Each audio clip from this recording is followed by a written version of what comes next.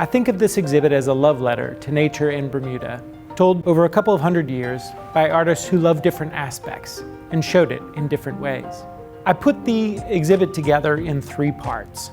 The first is realism, depth, and space. The second is light, color, and atmosphere. And the last is line, shape, and form. You'll see works across a wide spectrum, and I hope you'll see the connection. We start with realism, depth, and space. Here, artists create work that looks like the world around us. They create the illusion of 3 dimensions on a flat surface. I wanted to open the exhibit with a classical painting to set a foundation. This painting by Richard Wilson from 1776 is a master study in the techniques and conventions that artists use to create a sense of depth and space. In the furthest background, scale is diminished, details are simplified, and cool blues give us the illusion of distance. Entire mountains become bands of blue color, no taller than the figures in the foreground. Looking close in this section, the painting looks like an abstraction. In the middle ground, our attention goes to the ruins. We know how big a building is, and the relative size in the picture gives us some sense of distance. And this is important. Even in realist paintings, artists can use abstraction to create the illusion of distance. In addition to being useful as a foundation for the exhibit, this painting tells us something about the art history in Bermuda. Why is a painting of this size and quality in the middle of the Atlantic? Bermudians have a long history of art connoisseurship. This painting came to the gallery from the Watlington collection. Nearby is a painting of Hamilton Harbor, painted by Mary Parker West 100 years later. In the foreground, a bush is painted with detail. We see individual twigs and leaves. In the middle ground, we see Salt Kettle as it was in the 1880s. The entire cluster of buildings is scaled down, no bigger than the bush in front. Gibbs Hill Lighthouse is just a vertical stroke of paint.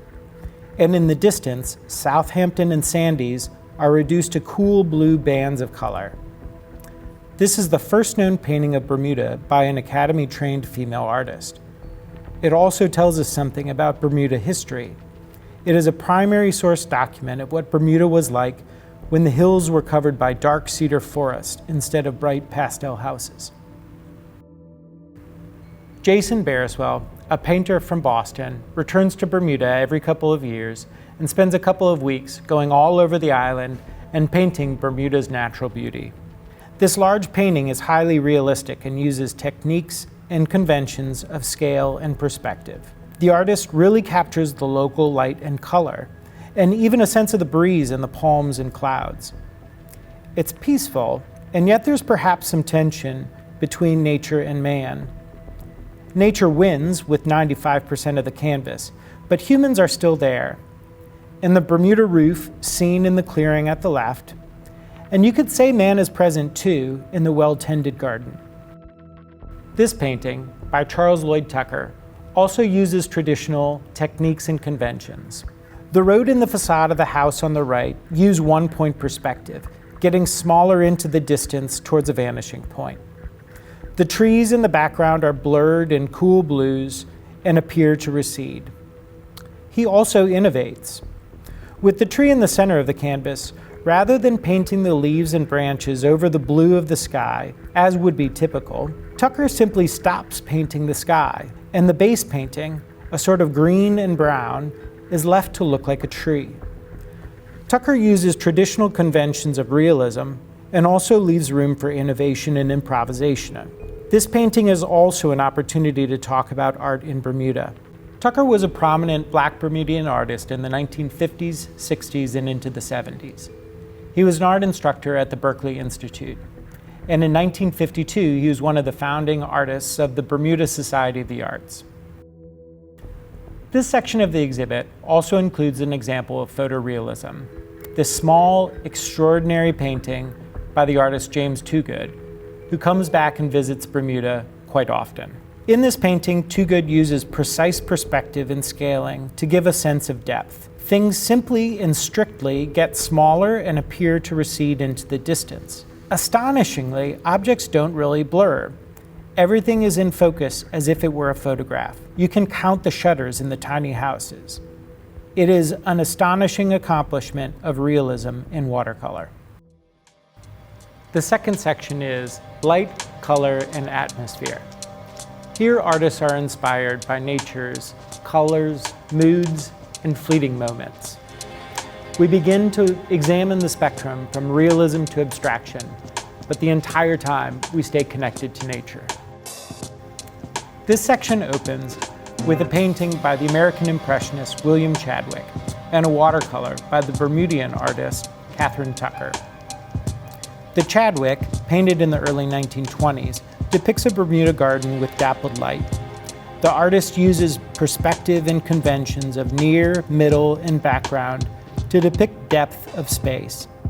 But his preoccupation is color, light, and atmosphere. In Catherine Tucker's painting of a rectory and garden, also from 1920, the angling of the garden path and the blurring blues in the background are techniques we've seen. But her painting is less about illusions of space and more about the abundance of color and beauty in Bermuda.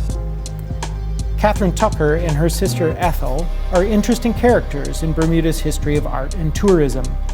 They were entrepreneurs with a tea house where they sold their own paintings, postcards, and picture books to tourists.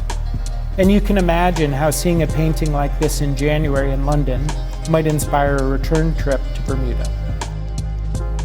I think of Sharon Mohammed as an artistic descendant to Catherine Tucker. She captures the atmosphere, look, and feel of Bermuda's landscape today. Gone are the grand vistas of cedar forests we saw in Mary Parker West's painting from the 1880s. Now, Sharon captures the colorful Bermuda houses that fill the hillsides of her well-known encaustic paintings. And in this work, she shows Bermuda houses in the humid atmosphere at Cinque Bay. This painting, by Stephen Masters, loose as it may look at first, uses perspective to create realistic volumes. The lines of the roof, chimney, and walls trace back to a vanishing point towards the right side of the paper. But it's not perspective, it's atmosphere that makes this painting so sublime. This large painting of an active waterway by painter Forrest Moses uses a big rock in the foreground and then reduces scale and detail as he goes up the picture plane to give you a sense of depth.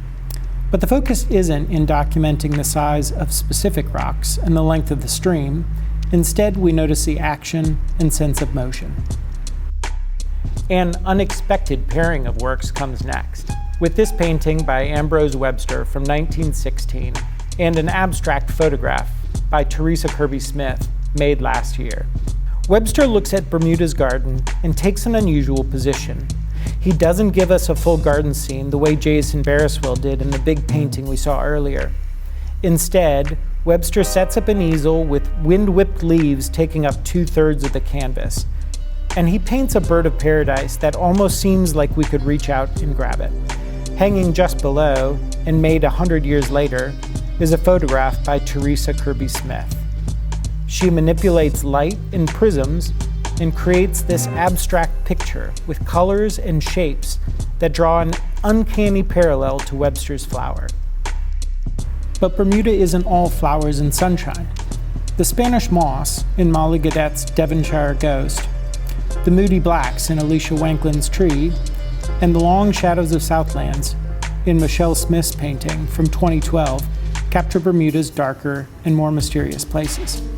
These artists also tell a story about camaraderie among artists in Bermuda. The Plein Air Society meets to paint in nature most Sundays still today. With two paintings by Sheila Head, we see a single artist working across two different modes. In the impressionistic painting of Flats from 1993, there appears to be a freestyle of colorful brushwork in the lower third of the painting. It actually depicts the water's broken surface as the tide runs out. Further back by the shoreline, right of center, you can see reflections on the water's glassy surface. This is how it really looks when the tide's going out. This impressionism is firmly rooted in the observable world. Hanging just above is a more expressionistic painting, also by Sheila Head. It's a riot of joyful colors, capturing the feeling and spirit of a Bermuda garden. This isn't a linear progression from old to new. The artist is versatile and paints in both styles. The third and last section in the exhibit is line, shape, and form. In this section, international and Bermudian artists look at the world around us and see lines and geometries. Sometimes it's complex, sometimes it's simple. Sometimes it's quiet, and sometimes bombastic. Eric Gamble's large painting Jabba Root, on loan from Bacardi, serves as a linchpin in the exhibit. With 1 foot in the previous section, it gives our attention as a color study in yellows, greens, and reds. Moving into this third part of the exhibit, we also see his emphasis on nature's lines, shapes, and forms. We see bold outlines of leaf shapes. With Jennifer Bartlett, we have another opportunity to see a single artist working on a spectrum from more real to more abstract. Below is a realistic scene with blended pastels creating true-to-life color of Bermuda's turquoise waters. Hanging above is a more abstract work. Here, Bartlett's signature hatching and bold black marks accentuate the lines and shapes she sees in nature. Hanging the next 4 works together gives us an opportunity to compare and contrast, to find similarities and differences in the art. Marion Watlington's painting of Croton and Otto Trott's painting of roadside trees are realist. We know exactly what we're looking at. But they're not trying to give an illusion of distance. They don't show grand vistas. Everything is up close. Watlington's painting, incredibly a watercolor, took the artist over 100 hours to make. It examines the complexity of nature's lines and structures. Trott's painting captures what we see everywhere, Bermuda stone walls, and explores the complex and layered textures that define our landscape. Kathy Lapsley's painting also explores complexity. She has created her own style with an interlocking grid and shapes and colors that echo nature's lines and structures. Catherine White is also drawn to the colors, lines, and shapes in nature, but she simplifies things. A photo of Horseshoe Bay shows pink sand meeting a gray and green rock in subtle and beautiful color combinations. Catherine White abstracts this scene, reducing it to bands of color. To me, they recall the cool blue bands of the mountains in the background of Richard Wilson's painting that we started with. Abby Box's large-scale abstraction also works in a simplifying direction. She paints 2 prominent palm trees reflected in the water, a scene she returns to often in oil paint, charcoal, and watercolor. In this large canvas, lyrical yellow lines and subtle blue and pink washes of color are like poetry. Instead of a technical documentation of the setting, the painting gives a sense for how the scene might have felt on the day she decided to paint. Even more minimal is Bermudian artist Antoine Hunt's roofline. If this were poetry, it would be haiku. A long, white, angled mark on an otherwise all-black painting captures the edge of a Bermuda roof in the full moonlight. With one efficient, descriptively jagged line, the artist captures a place and time. It is Bermuda at night. Also minimalist and architectural is the work by Bermudian Tina Hutchings, titled Shadowline. With some charcoal lines and string pulled tight, the artist captures a horizon line and a shadow line. It's as if she's taken an entire landscape scene and reduced it to a composition of these few elements. If you look at the first painting in the exhibit by Richard Wilson, and you drew a horizon line and a diagonal line at the dark shadow, it would reduce the entire landscape painting to a similar composition.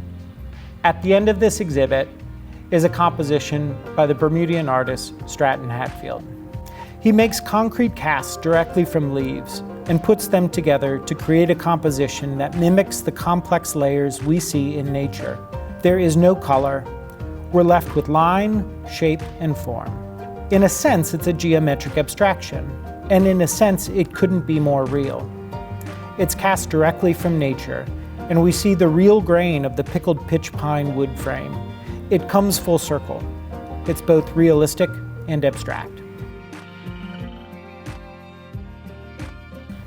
The show compares and connects works across the spectrum from realism to abstraction. I hope that there's something here for everyone. I hope that you can make the connection between very different looking works of art. And I hope that you can take the time to consider different perspectives.